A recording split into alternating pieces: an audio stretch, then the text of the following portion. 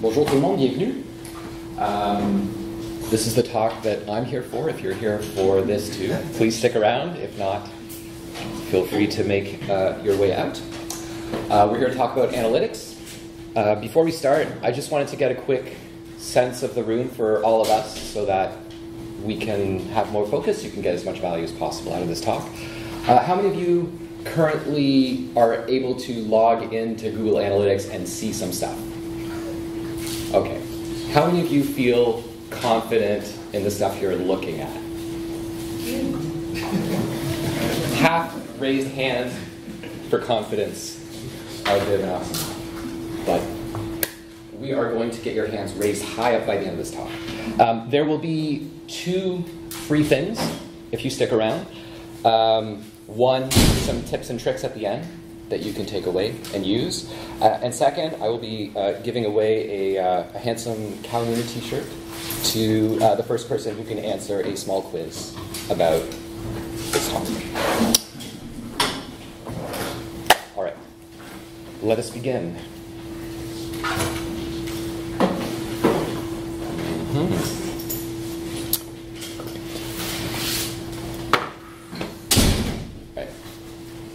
A little thought provocation. A lot's changed in the game. Voice is a really big thing. Some more or less recent statistics have taught us that about 20% of the searches right now are voice searches on Google. This is pretty important. Some of this affects SEO a little bit, but you can tell a little bit of a story here. Which is the purpose of analytics, ultimately. And of all of that content, a lot of it's local. Most of the traffic on the internet is bots. A little bit of math, a little bit of reconceptualization that's possible is the power of analytics and storytelling, and ultimately harnessing your data and being able to tell a story about it is what we're going to talk about today. But first, a little bit about us. Calhoun is an agency that works with mission-driven organizations. And these are some of our clients in the higher education space. We work a lot with nonprofit organizations, a few Canadian institutions, front and center here. Some civic tech, some municipal government. We are based in Oakland, California, and soon, more officially, in Toronto, Canada, where I was born. We very much believe in sharing. This is an open source community, after all, and we do that at conferences and camps like this. Very happy to be here with you today, despite the jet lag. And we also believe really strongly in the Drupal community and make a decided effort to try to activate it on the occasion of Drupal 6's ultimate demise and its end of life. We organized a New Orleans jazz-style funeral through the streets of the city. It was a fabulous event. Hundreds of people came. Dries was there. We had talks and served some cupcakes out of a coffin. It was beautiful. This is the Calhoun balloon, which also perished in the perils of this event. And we are also really keen on getting to the heart of why we're all here. You know, we do all this technical stuff, but it's for a reason. We're putting the technology at the service of a cause that we believe in, and we all have different causes that we support. And recently we've tried to activate our booth presence at events. This one is at Bad Camp recently. If you have not had an opportunity to attend the Bay Area Drupal Camp, I highly recommend it. It's a great event in Berkeley, California. And so our team voted on 3 nonprofits that they wanted to support, and for everyone who visited our booth and wrote a postcard to an elected representative, we donated money to each of these 3 organizations. Whichever one they selected. It was a great opportunity to use that space to not contribute to landfill and make a bit of a difference and have some conversations about why we're here not just about how we do things. Which is what we're doing in all the sessions anyways, right? And at SimpleCon, we did something similar, but used the opportunity to plant trees. So for every interaction individuals had at our booth, we planted one tree, and were able to contribute a small forest back to the space where the wildfires were devastating Northern California. That's a little bit about us. My name, by the way, is Andrew Mallis. I'm the CEO of Caluna. Often forget to put myself in the mix. We're here about you. We're here to talk about you. We're here to talk about analytics. Why are analytics important? You know, what are we here to talk about? Analytics are about measuring outcomes. And why? Well, we want to empower stakeholders with the power to make decisions and for those decisions to be informed. And we also want to know, in this quest to do good, how much good are we doing? You know, you make a great website, everyone's happy, or maybe exhausted by the end of the process. And then, you know, there's a celebration, but why did we build this thing? It was for a reason. It was to gain more traction, sign people up for a newsletter, or change legislation, or serve a local community. How do we measure those things? It's important.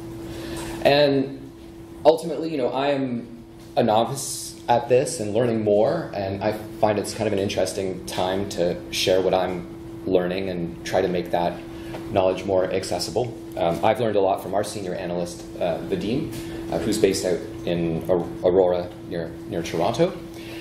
And so I'm here to relay a little bit of what I've gleaned over the last few years working in analytics. But before we start, let's just take a moment to think about the power of analytics and what kind of stories they can tell, and how they visualize information. There are different ways. You know, you can just look at numbers and percentages and statistics, but it's powerful to show data visualizations to understand what's going on. This is a form of analytics. It's tracking user behavior on a website. It uses a tool called Hotjar, which is a little script that you can install on your website, and they have a free offering. You can put it on your homepage, for example, and track the first 1,000 visits for free. And what it will show you is where people are hovering their mouse, where they're clicking, and how far down the page they're scrolling, which can be impactful. Just one thing I found out after we had our site done is that if you're a nonprofit or a charity, they give you a free account for That's fantastic. Like the expanded Youthful Events account. Good show. The other nice thing about Hotjar is you can go back and play the sessions and see kind of real time what the interactions are on the site, and how people are scrolling and clicking, and how long they're taking to scroll down that page, which is kind of nifty. Where's their mouse going? Here's an example visualization of there's a little plugin that Google Analytics has. It's called Page Analytics. It's okay, you know, but it does some cool stuff it puts some overlays over all your links and shows you what percentage of the total page clicks are present. Now, in this case, we were working with a university, and they had this button, which is the main purpose of the page. We were able to really signal a design flaw here, because this does not look like a button, and people are not clicking on it. Therefore, the purpose of this page is not really well served. Now, you can get data from other sources as well. You don't have to just install Google Analytics and rely on it completely. It can't tell you certain things. Here's an instance where we were working with a client, and we had a lot of patient data. It was for a clinical practice. And so we had addresses of all their patients, and threw that into a spreadsheet, and reverse geocoded the addresses and dropped some pins and clustered their audience on a map And they're based in San Francisco, but their audience was like spread out all over, all the way to China. And these are people that are going to get their teeth cleaned. I don't think they travel all that way. And so what we identified by visualizing this data was that many people hadn't changed their address, that the mail the institution was sending was going overseas, and the bills weren't getting paid. So not something we were looking for at the time, but that emerged out of the data just by looking at it a little bit differently. Surveys are a powerful tool as well. You can only analyze the data that you have, and if you don't have the data that you need, well, consider going out and getting it. This was a survey that we conducted for another university in the discovery phase, asking people how often they engaged with the website. And what the pattern that emerged is that faculty and staff are most actively on the site once a month, and graduate students are on there about once a week. Those are drastically different patterns, and when you're thinking about audiences, audience segmentation, or where your key messages are in your design process, maybe if you have an important announcement that is for faculty, like the website's not a place to put it. Maybe you need all those little cubbyhole mailbox slots that they check once every 6 months instead. Another way of visualizing data, and one that we'll talk about a little bit later, are dashboards. They help to centralize that information and make it more understandable and comprehensible. This is an example dashboard for a client that we produced. And a little bit of the power here is that you can focus on just the KPIs that you're looking for, the key performance indicators, and surface those and track those. And we'll talk a little bit more about it. But the power here for this particular client is their conversions are all about sales. They have events, and they're seeking ultimately to have people participate in them. And at the end of the day, all of those ticket sales add up to, well, a certain amount. If you average it out for every visitor, like 92 cents per session, which is pretty substantial. If you start to think about every single person who's coming to your website is worth about $1. Not everyone converts, but it changes the value proposition of digital and the work that we're doing as being less of an expense and more of an investment. And I think that's a really powerful conversation to be having, especially now, where there is a lot more receptivity to the engagement that technologists can have in a strategic approach in websites, more so than just as executors. So ultimately, analytics are going to help you understand what's working, what isn't working, so you can adjust and course correct and start refining your approach. Of course, if you are tracking the right things.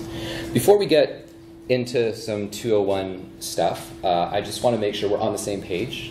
Start with the 101 and ease you guys in. Define analytics because, well, this is what we're talking about. And so analytics it's the discovery, interpretation, and communication of meaningful patterns in data.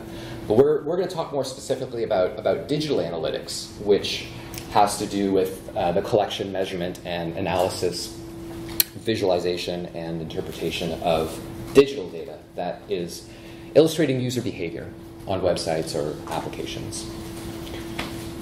But I would encourage you to think about this before you undertake any major analytics project. It's a bit of an existential question, but why are we here, right? Why do we have a website? A lot of people go into their analytics and they're trying to find the information in there that's going to somehow, you're in there with a flashlight trying to find the answer to a question. What is the question you're trying to answer? What is the business value of your website? What purpose does it serve in your community, in your context? And what are you trying to achieve with it? Understanding that and working backwards from it helps a lot to identify what you should be tracking and what kind of plan you should be coming up with. When I last checked, I logged into Google Analytics, and there's that little sidebar menu. I opened it up, there were 7 new beta features. There's 115 menu options inside of Google Analytics. You can literally get lost in there for hours, maybe not even finding anything substantial. If you know what you're looking for, though, we'll talk a bit more about that. You get some stronger answers. Little more nuance. Getting to 201. 102. Want to talk a little bit about user sessions and page views. They are important principles. I like to use this metaphor that I've lifted from a source here on the Databox blog to help illustrate the difference between these three concepts. If you think about a shopping mall and how people behave in a shopping mall, you visit, maybe there's a couple different malls. Each mall is like you visit a mall, you go around, you visit a few other stores, and how does that translate to a website? Well, each mall is like a session that you're visiting, and in that session, you're going to visit different pages, which are like different spaces in the mall, right? It's pretty straightforward. Hold on to that. This metaphor will become useful in a second when we get to the 201. But when you're at the mall, like the longer you're there, maybe the more likely you are to buy something, or maybe the more likely you are to get hungry and need to brave the food court at the mall. But that's just one metric, right? We'll talk a little bit more about time on site and other things that you can measure. All right, here's the meat. So, more precisely, some things I didn't know about sessions, some things that maybe you already know as well. But a session begins as soon as the visitor hits the first page on your website, and the timer starts. Lasts half an hour. If they don't do anything, the session ends. If they come back, that's a new session. If they're on another browser, that's another session. If they're on their mobile device, that's another session. Now, there are some ways, more sophisticated ways that you can track and unify that behavior now across mobile and other experiences, varying degrees of reliability. But that's, at least in principle, how the sessions work. So at the end of the day, Google Analytics has no idea how long someone has spent on the last page of your website, which affects your thinking about sessions, because say you're using the mall metaphor, you go to the mall, you spent some time in the electronics store, the clothing store, then you go to the food court, and you spend half an hour in the food court, but and you leave. When you've left, there's nothing to track. You've gone. So you may have spent 1 second visiting the home page, and then 3 hours scrolling up and down this amazing single page application that's been built, but the timing of your session is going to be 1 second. So focusing only on session duration may not be the most accurate way of thinking about user engagement, if that is your goal, as it is mine. So, a little aha moment for me there. But what about that? What should we be tracking? I like to think about intent. I like to think about user intent. What are they here to do? Are they achieving what they're seeking to achieve? One way of doing that is focusing on goals. And those goals can help to measure a campaign. Talk a little bit about these notions. Goals are cool. You can create them yourself. We'll look at some of them. There's also a bunch you can import from the Solutions Gallery. If you haven't visited the Solutions Gallery before, it's like the listing of Drupal modules. There's a lot of them, varying degrees of quality. There's some great stuff out there. There's some junk out there. But people have done it before, and they're sharing with the community. And it's a great place to have a start. So what kind of goals do you want to establish on your website? Here are some examples on a typical website. Maybe you want people to contact you. Enter your contact form and their contact form information. Maybe you have some files that you want them to download. You have a directory and a whole bunch of PDFs, right? Maybe you want people to log in, because that's you have an intranet, and if no one's logging into your intranet, it doesn't matter. Maybe you want people to share stuff on social or play a video. If you set these targets up, these goals, then you can report against them. You can see how many conversions you've had, and you can start to visualize them in funnels. Here's an example funnel visualization of a kind of typical e-commerce a very simplified e-commerce workflow. People put stuff in a cart and they check them out. This cart may be a membership or a donation, or there's other ways of thinking about things than just transactional mercantile data. But there's also this other thing called enhanced e-commerce, which I didn't know about. There's a lot of these like premium products and other things that Google has had. A lot of it's free, but one of them is very useful. This enhanced e-commerce report gives you a clearer way of being able to track the engagements in the funnel and what people are doing along the way. So I encourage you guys to check that out.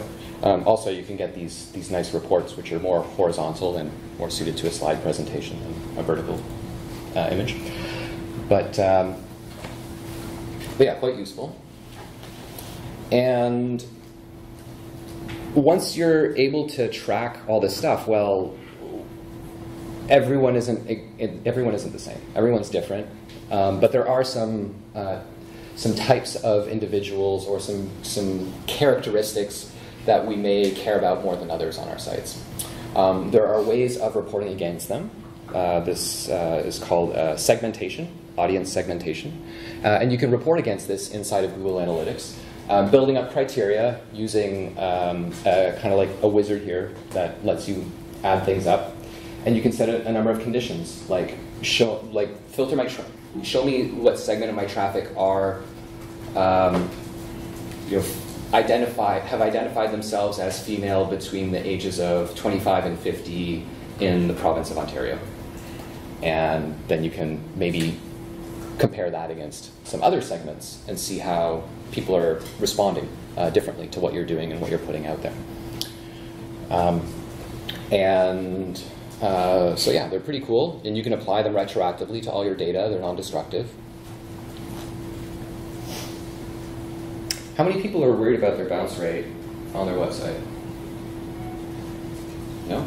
How many people have a clear understanding what bounce rate is? Couple? Okay. All right. So, what is bounce rate? A bounce rate is when your session is only one page view. So if someone goes, visits your site, and then leaves. They've just gone to see one page. Now, increasingly, depending on the nature of your website, but most websites nowadays are seeing an inversion where the homepage is not necessarily as popular as it was. The longer tail of content is growing. People are entering your website through a search, through Google. Maybe they found exactly what they're looking for. They went there, they found something. Fantastic. Your job has been well served. Your job is done. People are happy. They got what they needed. They read the whole thing. You can check this if you look at if they scroll down the whole page. You can validate that kind of assumption. There's also a bounce that's like, oh, this is not what I was looking for at all.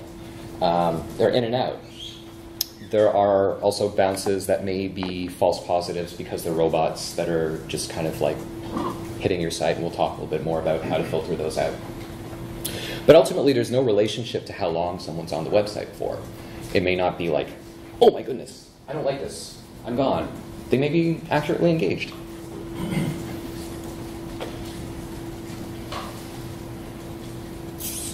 You can only analyze the data that you have. How is all this stuff structured? Inside of Google Analytics, or inside of Google Analytics, you have you have an account. You can have different accounts. They're bound to an organization. That organization, inside of it, has one or multiple web properties. Each property has a UA code. Each account has an account number. You can see the relationship between the account and the property. The properties will increment. And this is the UA code that you may see when you put the tracking on your website. They ask you for that unique identifier. And that's all you need to start tracking. Although, if anyone else finds your UA code and puts it on their website, then suddenly your analytics accounts are tracking whatever's going on their website. And we'll talk some more about how to filter that out, but it happens. You may find like there's some weird stuff in your analytics, like there's some spammers that are doing this kind of stuff now where they They want you to go to, they're targeting you as an analytics user, not the end user of your website, to be like curious about what's going on. Why am I getting all this traffic from this stuff? And then you go to their site and then they try to phish you and whatever. Okay, but that aside, each property has got multiple views. We'll define views in a second. The default view, when you first install Google Analytics, is called all website data. Fantastic. And each view contains data only from that point forward. You can create more views, but it'll only start collecting information when you press that create button. So it's a good idea, if you have that opportunity out of the gate, to have a strategy about view creation.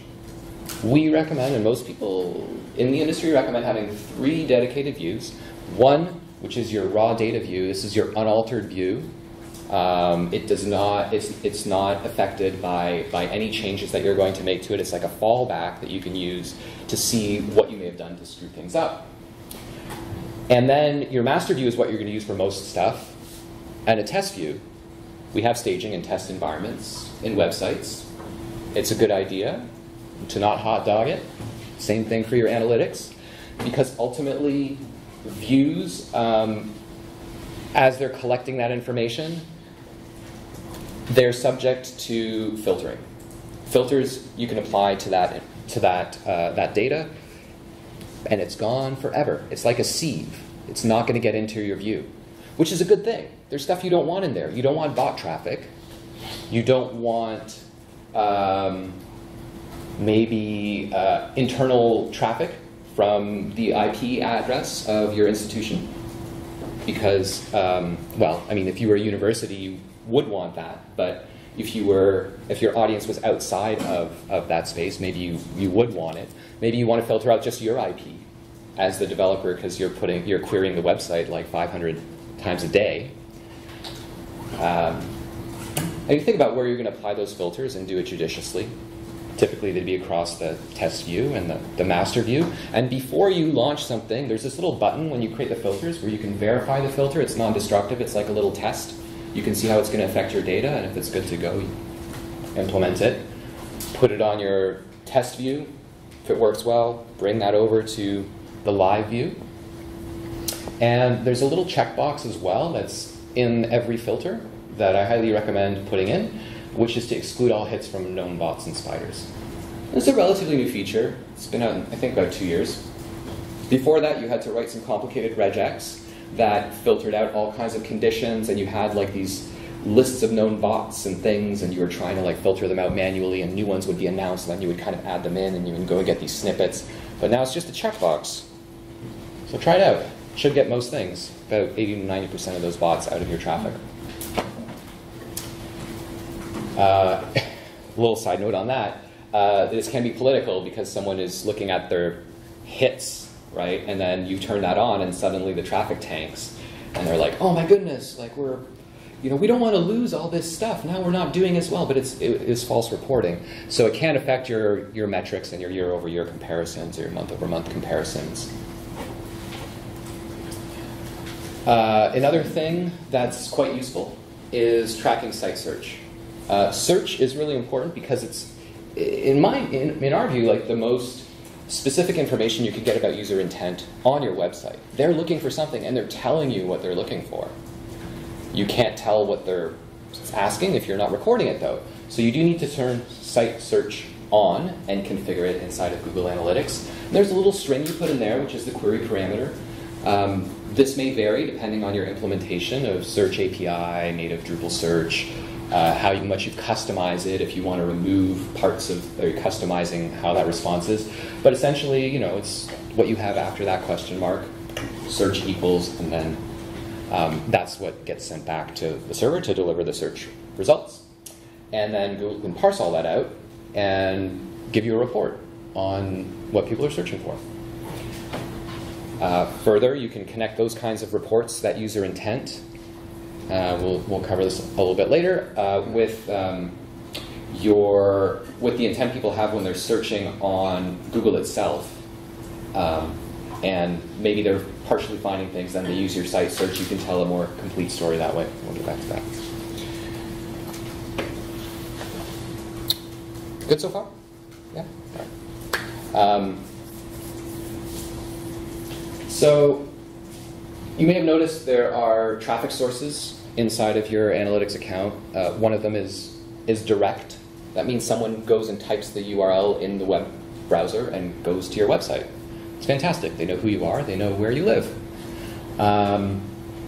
But if you're really active and you're pushing a lot of content out in other sources, in social media, email newsletters, and your direct traffic is still really high, maybe that's not an accurate representation of how people are getting to your website. Because you're promoting your website, maybe it's in your email signature, maybe it's in like all these sources you're pushing out, and you're promoting your homepage. People are getting there. It looks like they're typing it in the browser, but they're just clicking a link, and that looks like direct traffic. But it's not. It's actually coming from a different source that you've promoted. Well, how do you track that? UTM parameters are the way to do it. So UTM stands for Urchin Tracking something? Metrics? Mechanism? Analytics bought this thing called Urchin, like way back when, and they kept the name. So it's kind of a bit of a legacy of analytics acquisition. And this is the syntax. You may have seen them when you click on things. Here's like a MailChimp link. These will get formulated out of MailChimp for you potentially. And so here would be your homepage. But then after the question mark, you have this UTM source. All these parameters, the order isn't necessarily important, but the properties are. So the source in this case, where is the traffic coming from? It's coming from MailChimp. What medium is it coming from? It's coming from email. And what campaign? It's our newsletter campaign. With this data coming into Google Analytics, you can then start to segment and understand where people are coming from and how they're behaving. And also, if you have a campaign, like which medium is more potent? Is it social? Is it mail? What's driving more traffic? So you can build on that success. Meet people where they're at. There is a hierarchy to the consideration you should bring to your UTM strategy. The campaign is the most important thing. It is the highest level grouping conceptually of how you're going to segment that data. After that, the medium is important. I'll follow this with some tips about how to do this. Now, these are all just things that you need to make up. This terminology it's not like a drop-down select natively. You have to type this stuff in. So strategy is going to be important here. Social, email, these are some examples. Talk a little bit more about that. And then the source, helps you to segment that. The terms, these are useful if you're doing AdWords. If you're not doing AdWords, you don't need to worry about that. And content is also optional, but this can help you bring more focus. Say you have a web page and you've got multiple links to the same thing that you're referring to. One's a button, one's like an advertisement. You might want to know what content is driving, from the same source in the same medium, what content is driving that traffic. So your newsletter may have a call to action. It may have a link that's just embedded in the text to the same destination, and this will help you know what's most successful. Yes? ND blog, that means that you have control on ND blog.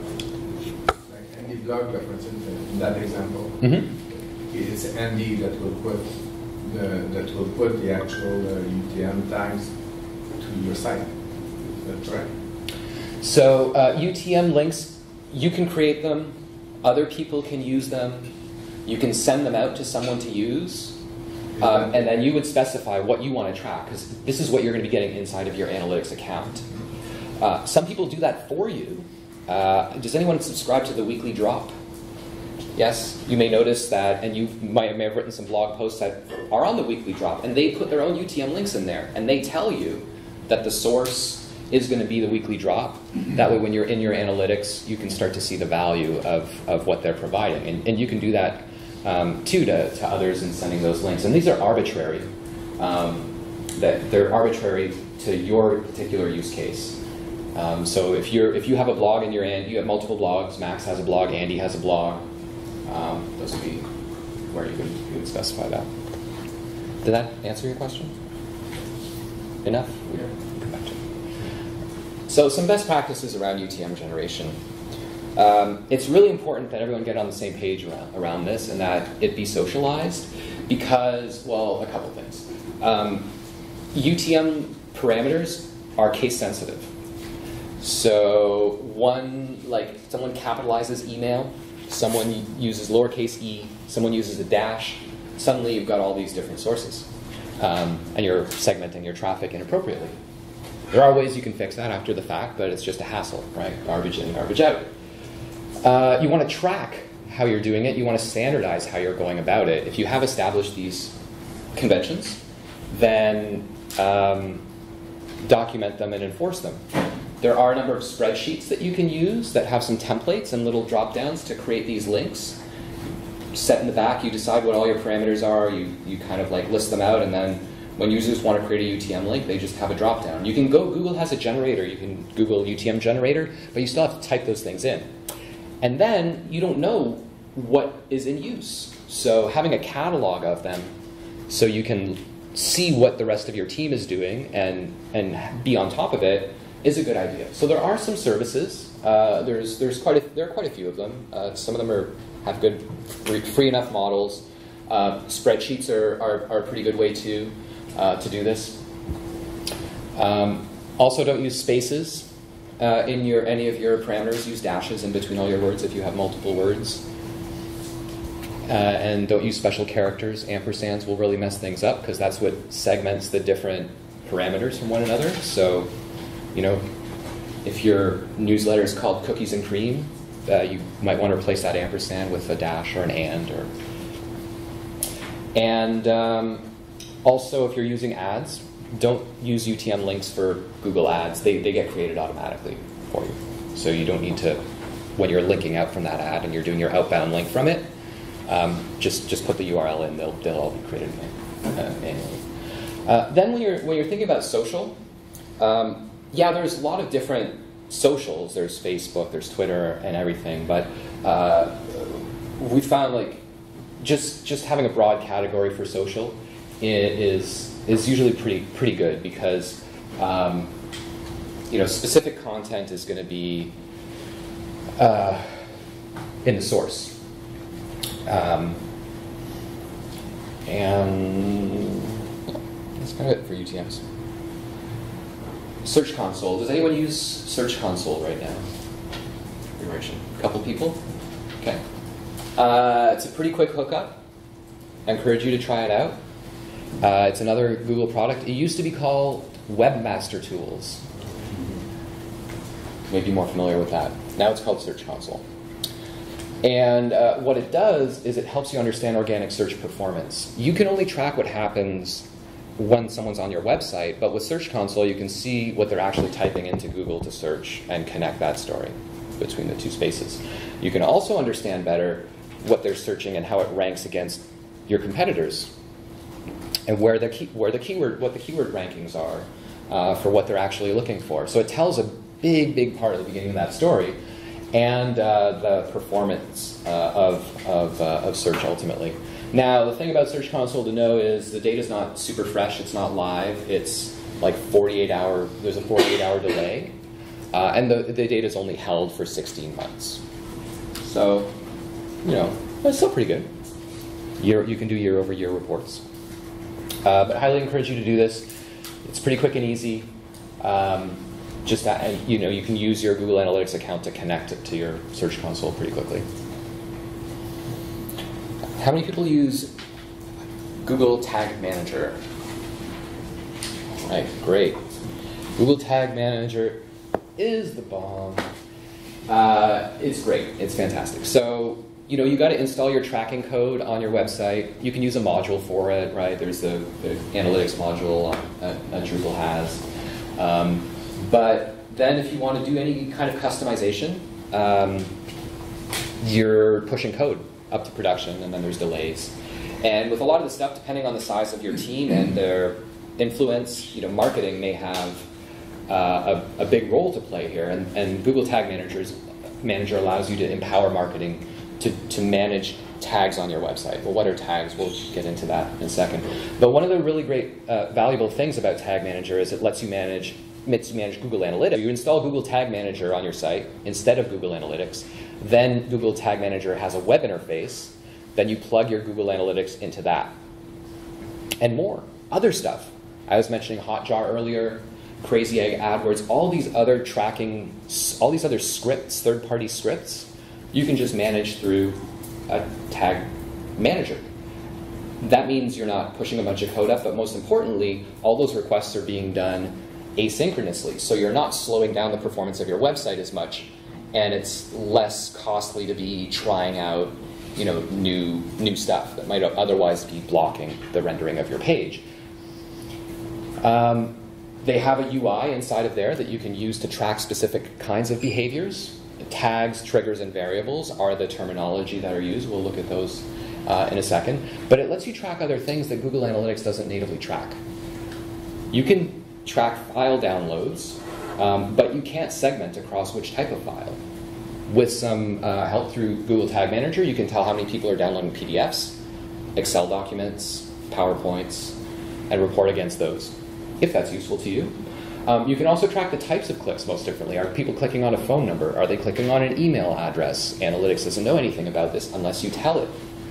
So Google Tag Manager can help you manage that information and push more interesting data into Google Analytics for analysis.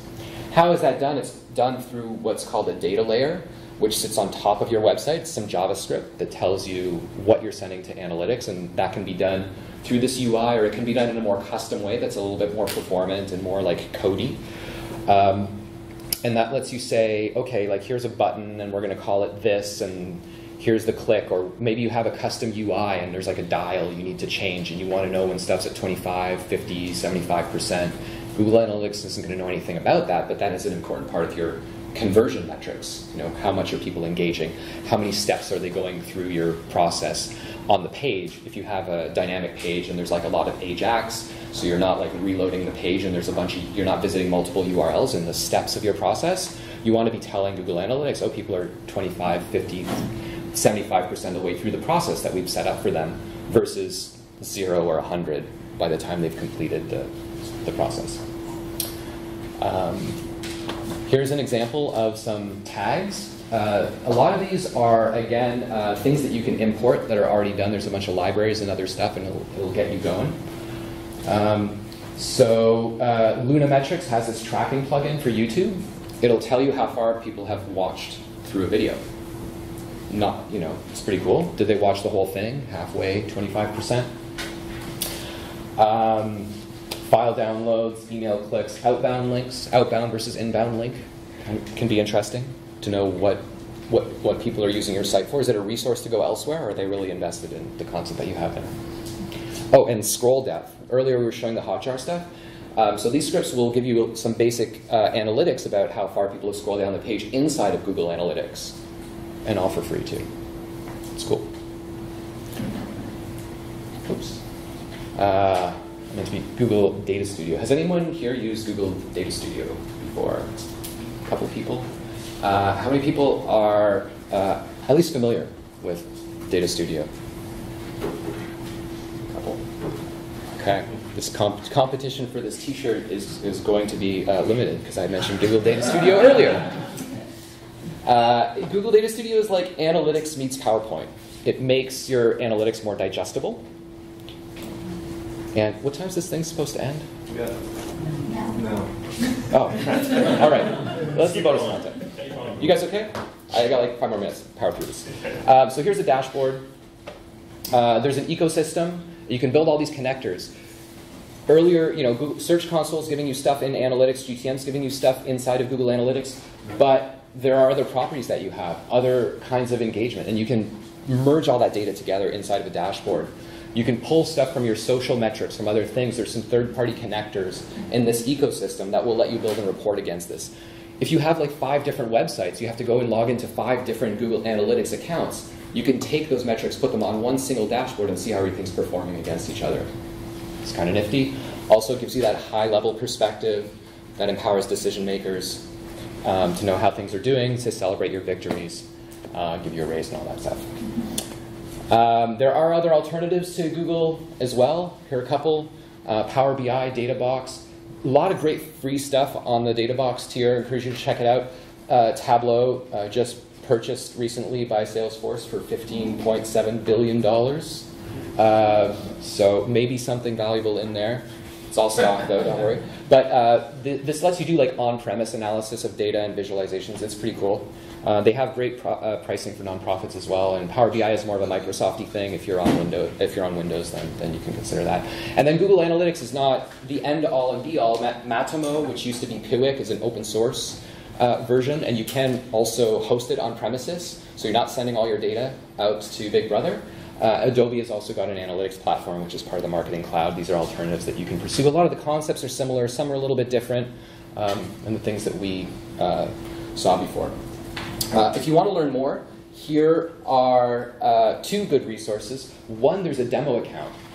If you go to this website, it'll put a new property inside of your Google Analytics account, and it connects you directly to the Google Store. You get all their analytics, all that data. You don't need to worry about messing up your website data. You can see how it's all been done. You can play around with it. You can do stuff that's non-destructive. This is how it's a great way to learn.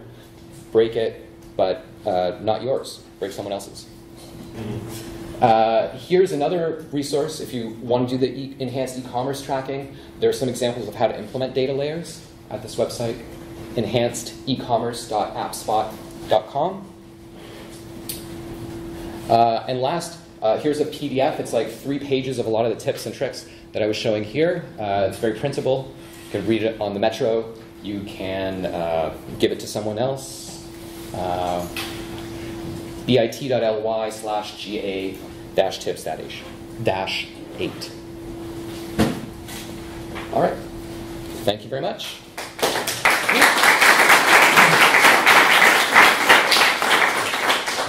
Yes, sir. Do you have experience with GDPR and Google Analytics? Some. What are you concerned about?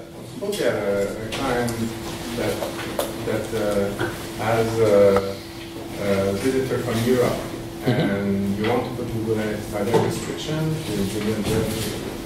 Yes. So there's a lot of power with Google Analytics. You can use custom variables to record a lot of things. You can, if you want to, push email addresses from your logged in users to Google Analytics. You can pass identifiable information into Google Analytics. It's up to you to be compliant.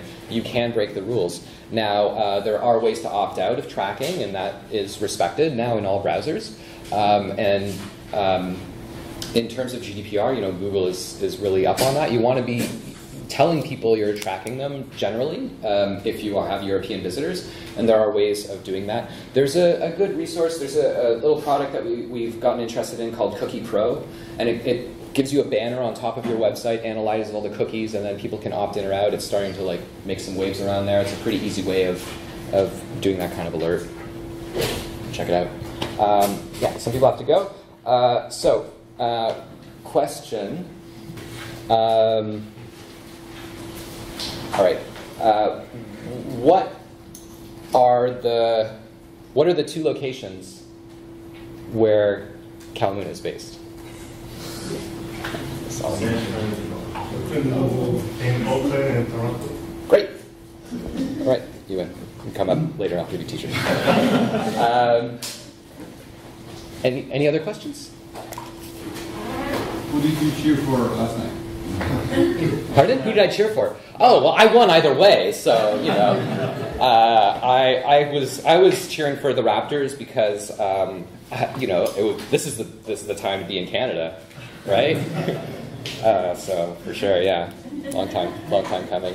But the Warriors, their practice stadium is right outside of our office. Like, you can see the window, and it says Warriors, and they're right there every day, staring at us. So. I'll send them my condolences, I guess. Feel free to be in touch. I'll be around till the end of the day and on the internet forever. Thanks.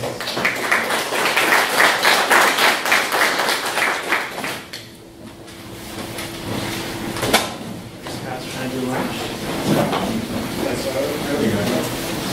Kind of a drive